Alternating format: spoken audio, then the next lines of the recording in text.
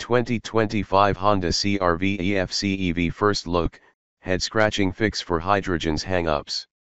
Is the onboard battery the range extender, or is it the hydrogen fuel tank? For all the complaints about battery electric vehicles' issues with range, weight, and charging infrastructure, these are all things that are slowly being improved.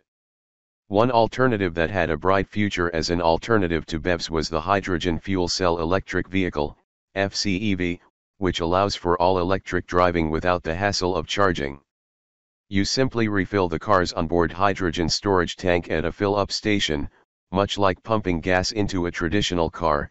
An electrochemical process on board converts the hydrogen to electricity for powering the drive motor. One problem: if you think public EV chargers are few and far between, they aren't, in reality. Then hydrogen fill station availability confined largely to California will make you weep. Honda thinks it has a solution for getting FCEVs out into the market that'll work even without ready access to hydrogen, the EFCEV. It's bundling the tech into the 2025 CR-V EFCEV SUV. So, what's an EFCEV?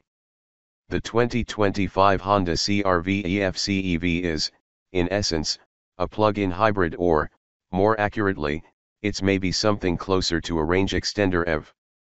It's tough to tell even which power source is the primary one and which is running support, though. In a regular range extender EV, the onboard battery and electric drive motor, are replenished by a gas-fed generator, like in the upcoming Ram 1500 Ramcharger. Here, the hydrogen fuel cell seems to fill that role. But it could work backwards, to say the hydrogen runs low, and you're nowhere near a filling station. Find an EV charger instead, plug in, and keep going. Drivers can charge the CR-V's 17.7 kWh battery via a level 2 charger at home or on the go, or fill up its hydrogen tanks at a public station. Either way, the result is electricity that's sent to power the drive motor. The battery capacity alone is enough to drive the CR-V EFCEV up to 29 miles of driving range, about average in the scheme of gas-electric plug-in hybrids, but low for a range extender EV. While factoring in a full tank of hydrogen fuel ups the total figure to 270 miles. While Honda says it's the first FCEV that allows for charging its battery separately, that's technically not true. The Nikola Badger was the first, but that truck never actually made it into production. The two functional prototypes and intellectual property related to the Badger are now owned by Dave Heavy D Sparks and lives within the Imber Motors brand. Honda is the first to bring such a vehicle to the market, but only under a lease program only within California, just like its earlier Clarity FCEV. The great big but. The CR-V EFCEV having the ability to travel at least some distance on onboard electricity alone without being tethered to California's hydrogen infrastructure is great. In theory, it allows for FCEVs to enter the market and be usable, relying on prevalent public EV chargers while the hydrogen infrastructure hopefully grows over time. In practice, 29 miles of EV-only range is measly at best, and hardly allows for forays far beyond the reach of hydrogen fill stations.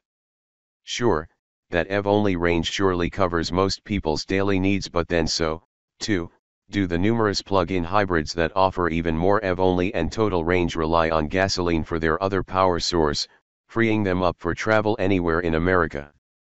And while the CR-V is one of the most popular new vehicles on the market, with the right size footprint and roomy interior, the EFCEV version suffers some compromises.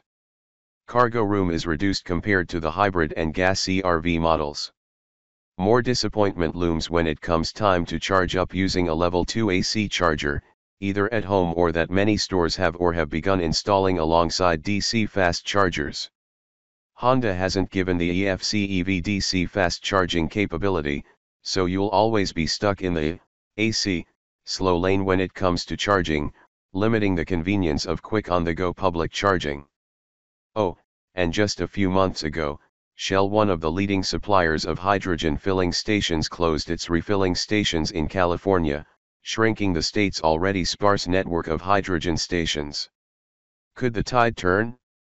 Hydrogen optimists always think so, and we count Honda and Toyota among those cheerleaders, as they're among the only major automakers still dabbling with hydrogen fuel cells, and the Biden administration began investing in hydrogen filling stations in October 2023.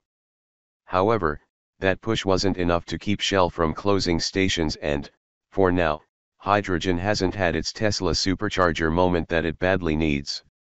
All of which makes the CRV-EFC EV a curious oddity, an EV with virtually useless plug-in range that can be extended by way of an alternative fuel that's extremely rare.